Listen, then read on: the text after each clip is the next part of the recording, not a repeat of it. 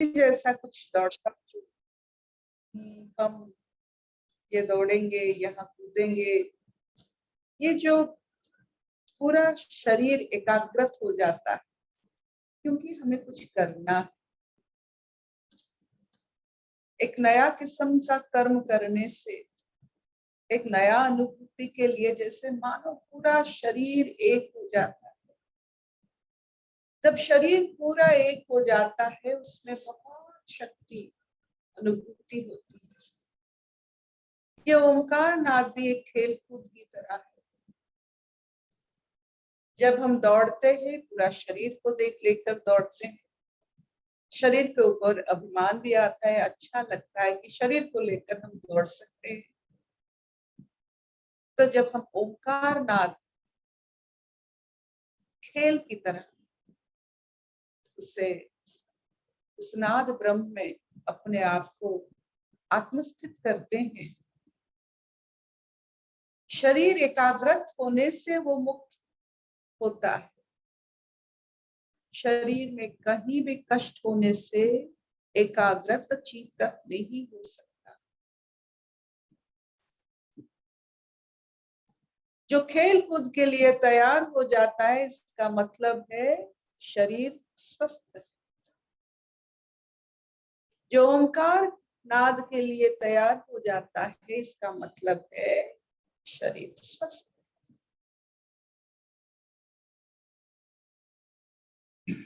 ऐसी हर दिन खेलकूद के लिए, खेल खेल में हम पढ़ते हैं, खेल खेल में हमें अनुभूतियां मिलती है। कि जो सवेरे उठ के संसार में खेलने की जो इच्छा होनी चाहिए या खेल जैसा लगना चाहिए, वो एक अभ्यास। सवेरे उठे तो आंख खुला तो आज क्या खेलना है, ये जो कौन कह सकता है, ये जो निर्द्वंद है, जो एकाग्रत है, वो खेलता है। जो बटा हुआ है, मन की कठोरी में बटा हुआ है, वो खेल नहीं पाएगा। वो सिर्फ अपने आप को जेल में महसूस करता है। शरीर को एक जेल मानकर, मन को एक जेल मानकर वो महसूस करता है। वो कुछ नहीं कर सकता है, वो खेल नहीं सकता है, वो दौड़ नहीं सकता है। जैसे जेल में लगता है कि आप कुछ नहीं कर सकते हो। जब आपको लगता है कि आप कुछ नहीं कर सकते हो, मान लो कि आप शरीर और मन की जेल में हो। जब आप मान लेते हो हम कुछ भी कर सकते हैं, खेल कूद कर सकते हैं, तो मान लो कि आप शरीर और मन से मुक्त हो। तो देखते आज सांख्य योग में श्री श्री श्री कृष्ण, श्रीमान अर्जुन, उनके भाव में क्या अलग नए दृष्टिकोण हम अनुभव करते हैं।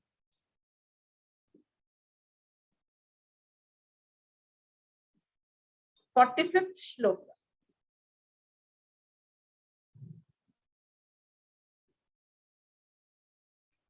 त्रिगुणय विषया वेदा त्रिगुणीय भव अर्जुन, निर्द्वंद नित्य सत्वस्थ, निरयोगक्षम आत्मवान।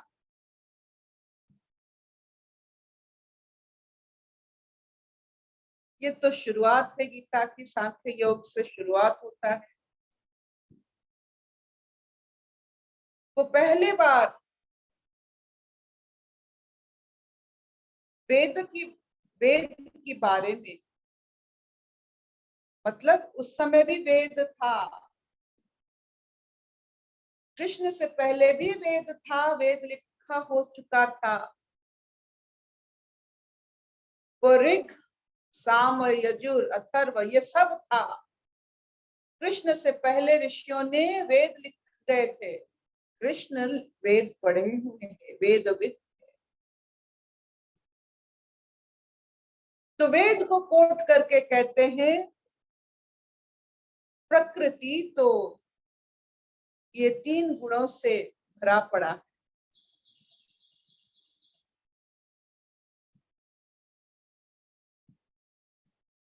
एक चीज को तुम 3 भाव से देख सकते हो, तो 1000 इंसान अगर वो 3 भाव से देखेंगे तो कितने भाव एक चीज के लिए पैदा हो सकता है। और तुम्हें इस द्वंद से मुक्त होना, त्रिगुण से मुक्त होना है, गुणों से मुक्त होना है। वेद में 3 गुण की वर्णना हुई है। अर्जुन, तुझे ये 3 गुणों के ऊपर जाना है, ये 3 गुणों को पार करना है। गुणों के अंदर रहकर विजय प्राप्ति नहीं हो सकती है, ना तू खेल सकता।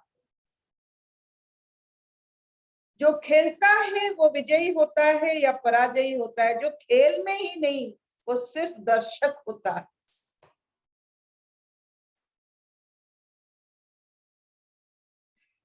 तुझे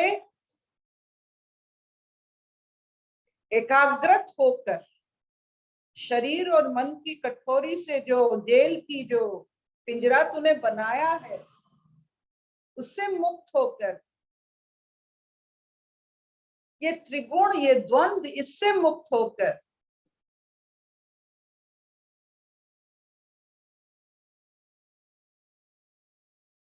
तुझे अपना स्वधर्म संपन्न करने का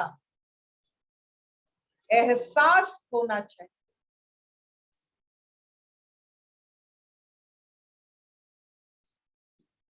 नी त्रिगुण भव अर्जुन, तुझे ये गुणों में भी नहीं रहना है। You have to transcend these गुणस।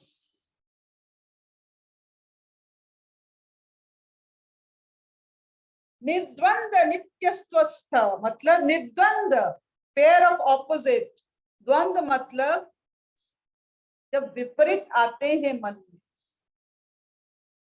आपके मन में अगर विपरीत आया तो गुणों की परिधि में आप जेल में बंध गए। गुणों मतलब जेल। हर जेल का अपना तरीका होता है, सलीका होता है। गुणों मतलब आप जेल में हो, क्योंकि अगर उस जेल में हो, आप उस जेल के जैसा व्यवहार करेंगे। कोई भी गुण के परिधि में अगर आप आ जाते हो, तो वो गुणों के हिसाब से आप व्यवहार करते हो, मुक्त अवस्था में नहीं।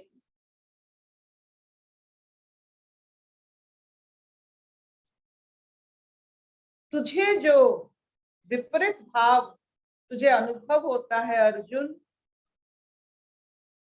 इसका मतलब है तू कहीं बंधा हुआ है। जिसके अंदर द्वंद है वो कहीं बंधा हुआ है, जो निर्द्वंद है वो मुक्त है। किस चीज से मुक्ति मिलती है? पाने और खोने से मुक्त। जो खेलते हैं वो खेलते हैं, ना उनके मन में विजय है ना वो पराजय है, वो आनंद मन में खेलते हैं। खेलना एक बहुत बड़ा अनुभूति तपस्या है। जैसे ये ब्रह्मांड खेल से बनाया है, खेल के लिए बनाया है, खेल में बनाया गया। ईश्वर ने आप देखिए, आप भी बॉल से खेलते हो, हमारे ग्रह भी बॉल जैसे हैं। तो ये बॉल सब उन्हीं के खेल के लिए तो है, जो खेल से खेल के लिए बनाया हुआ है। उस खेल को ना खेलकर हम सिर्फ दर्शक बने, और दर्शक के भाव से अपने अपने मन और शरीर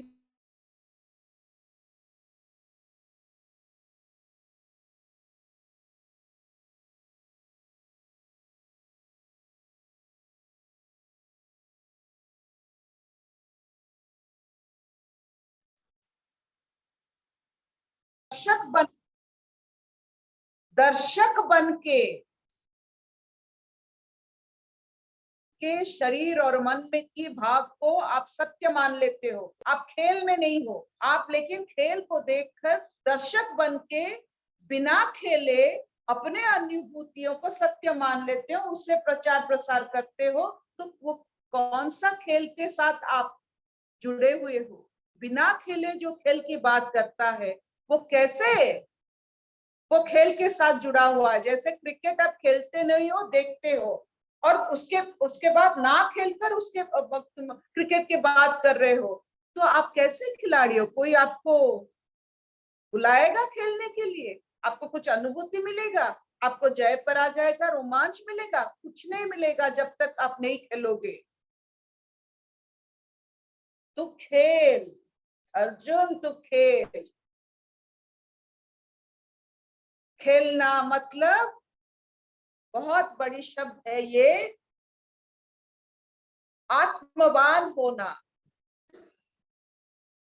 बहुत छोटी सी बात है। आत्मवान कौन हो सकते हैं, आत्मस्थ कौन हो सकते हैं? जो खेलते हैं और वो खेल का अनुभूति करते हैं, वही आत्मस्थ होते हैं। एक शब्द यहाँ लिखा गया है, निर्योग क्षम, पाना और खोना। खेल में आप क्या प्राप्ति करते हो? घर मिलता है। जब आप फुटबॉल खेलते हो, कोई खेल में आप जब आप खेलते हो, कोई वस्तु मिलता है? उसमें कुछ नहीं मिलता है, सिर्फ रोमांच ही मिलता है। वो रोमांच आत्मस्थ करने में,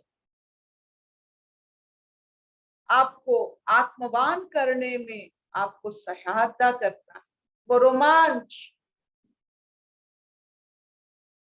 जब तेंदुलकर एक बैट पकड़कर बॉल को मारता है, क्या वो सोचता है ये बॉल में गाड़ी आएगा, ये बॉल में घर आएगा, ये बॉल में पैसा आएगा? नहीं।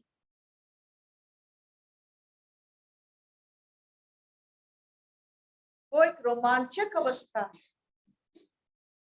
डट कर जीने की अवस्था है, पूरा शरीर और मन से परे होकर, एकाग्रत होकर, आत्मस्थ होकर खेलने की बात होती है। खेलना मतलब आत्मस्थ होना। आप देखिए, अगर आपको कहा जाए कि ये संसार ध्यान से बनाया गया है, तो हम नहीं मान।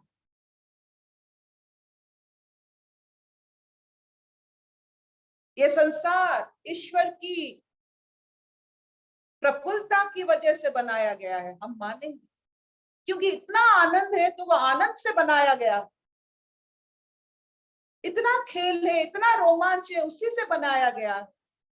इतना विविधता है, इतना मतलब जो आकृष्ट करने वाली शक्ति है इस ब्रह्मांड में, तो ऐसे अवस्था, ईश्वर की ऐसे अवस्था से ये बनाया हुआ संसार अगर सिर्फ हम दर्शक बन के देखेंगे तो कुछ नहीं पाएंगे। यहाँ तुझे गुणों से उठना है, विपरीत बुद्धि से दूर जाना है और आत्मस्थ होना है। यहाँ कुछ पाने और खोने का कोई गुंजाइश ही नहीं है, या कुछ नहीं मिलता है, सिर्फ रोमांच मिलता है। You get nothing from here other than adventure, और वो एडवेंचर खुद का होता है, आप किसी को बता नहीं पाते। और जिसके पास जितना एडवेंचरस रोमांच होता है, वो उतना क्रियाशील और हंसमुख होता है।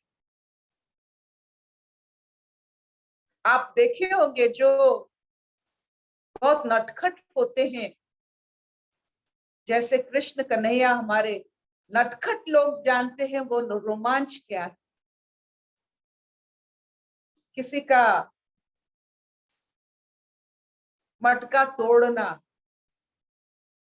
किसी का वस्त्र छुपा देना, किसी के घर में जाकर दही खा जाना, बांसुरी से सबको, जितना भी जिसके मन में क्रोध है, अवसाद है, बांसुरी से उससे मलहम लगाना, गायों को ऐसे चराना कि वो दूध देने में कोई संकोच ना करे।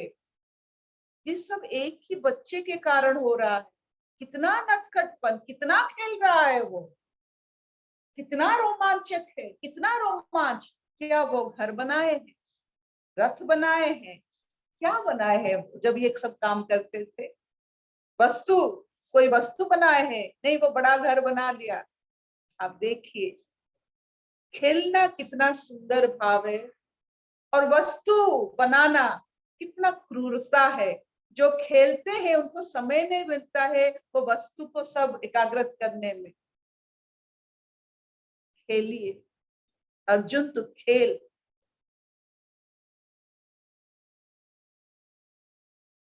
This is a very beautiful shloka in the sense which gives us, जो हमें एक खुले मैदान का आवाहन करता है।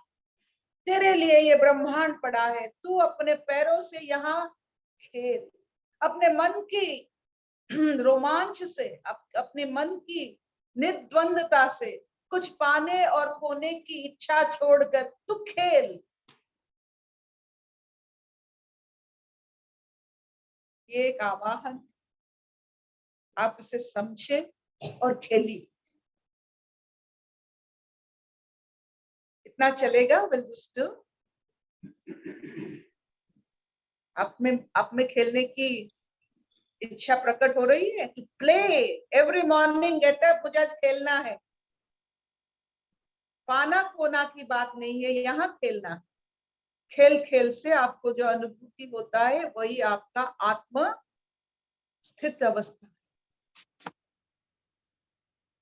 बिना खेले दर्शक बन के मन और तन को बिना कारण धारित करके गुणों में फंसकर, आप जब खेलते हो कोई गुण नहीं रहता है, खेल खेल होता है। फुटबॉल अगर कोई